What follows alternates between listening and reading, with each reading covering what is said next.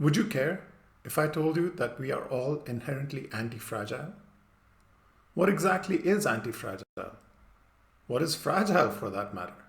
Why does it all matter to us, whether we are fragile or anti-fragile? Hi, my name is Amitoj Likhari, and I am your anti-fragility coach.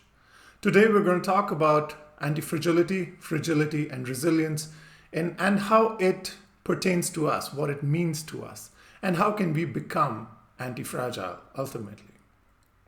Let's find out in today's video. How things react to stress defines whether they are fragile, resilient, or anti-fragile. The fragile things are the ones that don't respond to stress particularly well. They don't really like stress. Think of a champagne or a wine glass. You ding them a little too hard and they'll shatter it into a million pieces. It's kind of like a lot of us too, or at least parts of us. The second part of this is resilience. We might think that the opposite of fragile, something that's not particularly fond of stress or does not really handle stress very well, is something that doesn't care about stress, and that would be resilient. That would be a person like the mythic or a mythical creature like the bird phoenix. It burns, and every time it rises the same out of its own ashes. You just cannot kill it. Also, like that famous poem by Rudyard Kipling, If.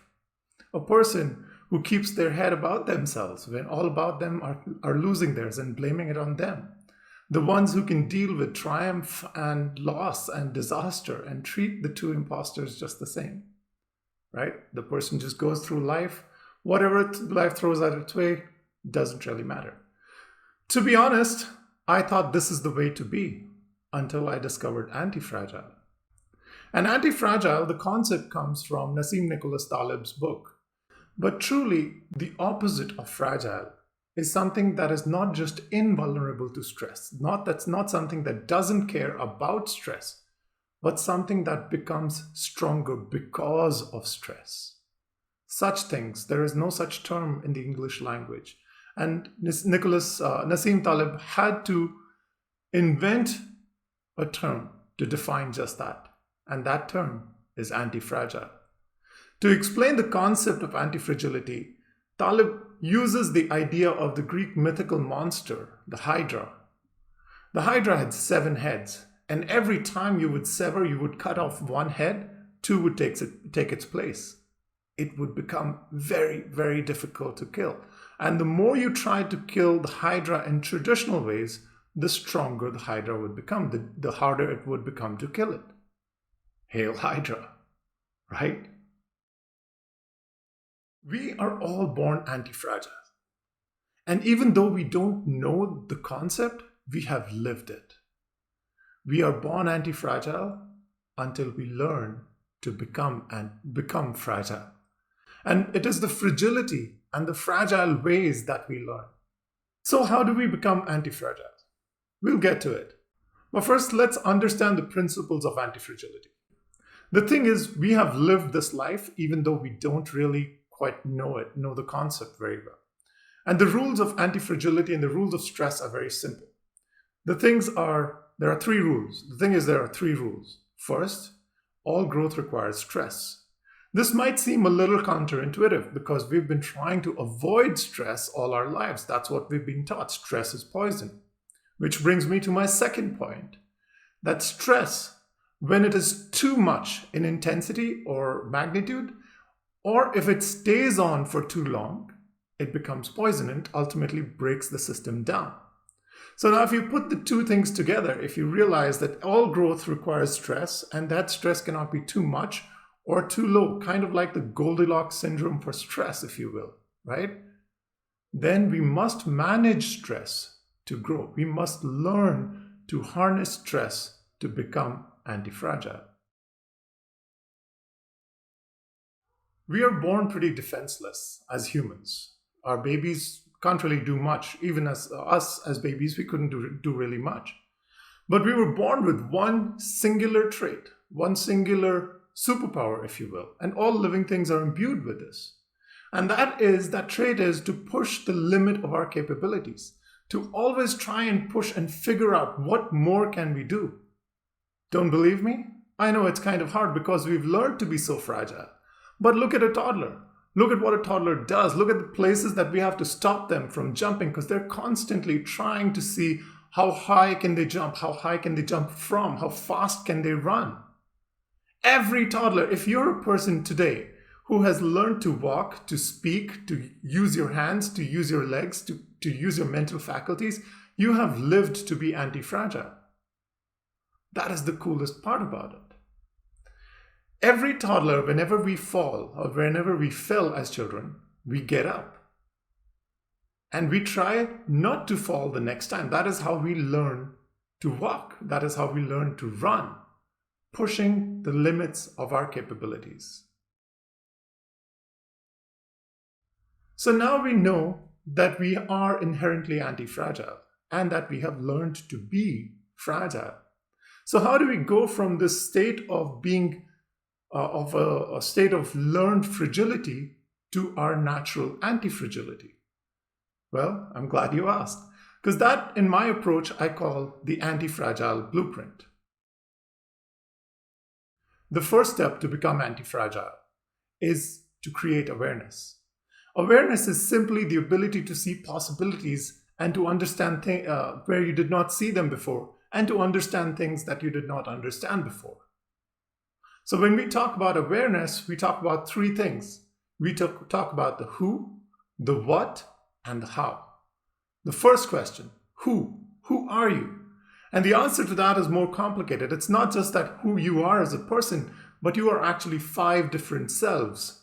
You are the physical body, which interacts, which has strength, can move in this world, can interact with this world. You are the emotional self, which is your feelings.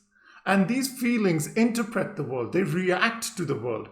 They, in fact, paint the image of the world that you understand. There is the mental self, which learns and deduces and tries to solve complex problems, and it can override the emotional self. There is the social self, which is how we are in relationships, how we are with other people, what we do, how we do that, how we are with our tribe. And then there is the spiritual self, how deeply we are connected to something beyond us, something deeper and something stronger. So now we know the who, right? We understand the 5 elements of you. Let's get on to the what. And the what is a very simple flip, if you will, that we do. And that what is, what are the fragile elements of you? You know yourself now. Now let's start talking about what parts of you can break and how they can break. That is the third part. When you understand who you are, how you can break or what parts can break within you, and how exactly can they break. If you just do this one exercise, I promise you, you will have a completely different understanding of yourself and of the possibilities that lie ahead of you. So that's the first step. That is about building awareness. And you've now understood the who, the what, and the how. Now let's get on to what we can do about it. And the first thing we can do about it is we can build excess capacity. And these are actually in no particular order, but the first thing that I like to think of is building excess capacity, because that is the simplest thing that we understand. And when we talk about excess capacity, physically, in the physical self, it means becoming stronger, having more endurance, being able to move more, being able to go higher, further, faster, being able to physically do more work. When we talk about emotional capacity, it is our capacity to love. It is our capacity to feel. It is our capacity to not let our emotions get the best of us. The bigger that capacity, the more we can handle. For the mental self, it is about our attention. How strongly, for how long, and how deep can we hold our attention and our focus? The social self means building the right relationships that nurture us, that help us grow, that help us push our beliefs, push our limits, push us towards our anti-fragile selves. And finally, spirituality.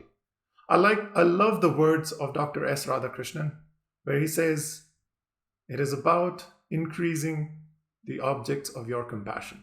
how many things and how many people can you give your compassion to? The more the capacity to give your compassion, the bigger a person you are. So now we know who you are, we know how you can be fragile and what makes you fragile, and we know that we can build excess capacity around it. What's the next step we can do? The next step is redundancy. And by redundancy, we mean we want to create multiple systems to deal with the same things.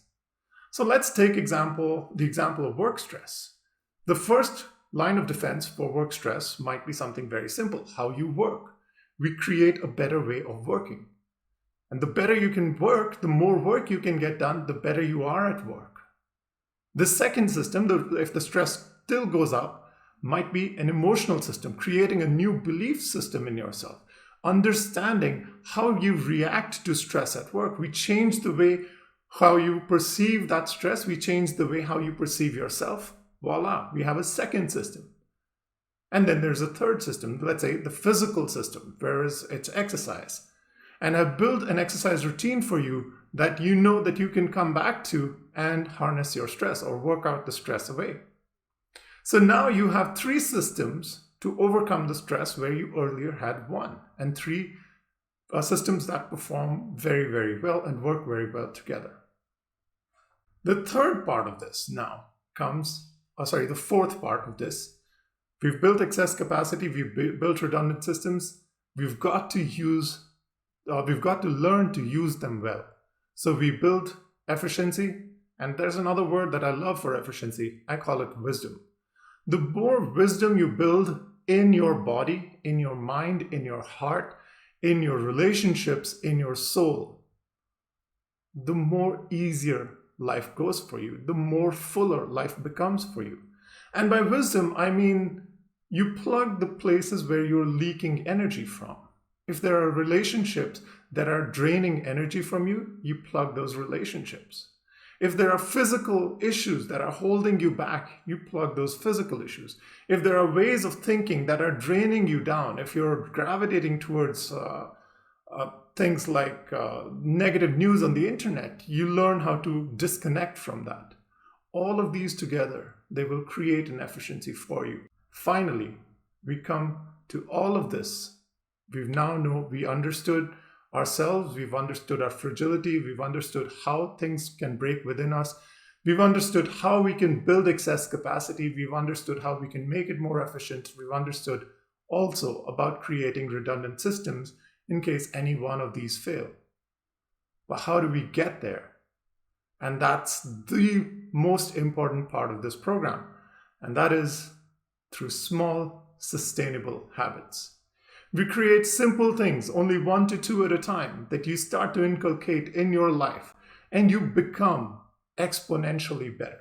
When you do these 5 steps, when you take all this and you create the right sustainable habits and you build it into a lifestyle, and you become truly a person who is living an intentful, full, emotional life, you will go from strength to strength. You will grow. You will become stronger. You will be able to do more. You will understand yourself better. You will understand your position in this world better. You will understand your feelings, your emotions. You will understand how to work deeper. You will understand how to focus your attention to get the most out of your brain, to derive beautiful insights and feats of divine creativity. You will understand your place in the world vis-a-vis the other people in the world. You will be able to help many others do the same with themselves. You will become truly anti-fragile. Leave a comment below if any of this resonates with you. If you would like to start on your journey to become anti-fragile, please contact me. Tell me about your experiences with fragility, with how you have broken in the past, and we will get through it together. This is Amitoj Likhari, your anti-fragility coach, signing off. See you next time.